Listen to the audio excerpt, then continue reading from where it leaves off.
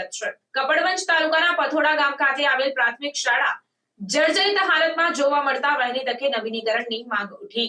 ખેડા જિલ્લાના કપડવંજ તાલુકાના પથોડા ગામે આવેલ શિક્ષણ મંદિર એટલે કે પ્રાથમિક શાળા આજના યુગમાં અદ્યતન શૈક્ષણિક પદ્ધતિ છે, તેમ છતાં સરકારની નીતિ આ જિલ્લામાં કેવા પ્રકારની છે તે જાણવા માટે વિડીયો જોવા માટે વિનંતી કરવામાં આવી છે। આ શાળાનો ઓરડો ચારે બાજુથી જર્જરિત હાલતમાં જોવા મળી રહ્યો છે। ગામના લોકો તથા વાલીઓ વારંવાર રજૂઆત કરીને થાક્યા છે, તે છતાં પણ સરકારના અધિકારીઓનું તેમજ શિક્ષણ મંત્રીના પેટનું પાણી પણ હલતું નથી। વાલીઓ પોતાના બાળકોના ભવિષ્ય માટે ચિંતિત છે, તો આ વિડીયોના માધ્યમથી જલ્દી કામગીરી હાથ ધરવામાં આવે તેવી આશા વ્યક્ત કરાઈ રહી છે। રિપોર્ટર શૈલેષસિંહ ડાભી, દહેગામ।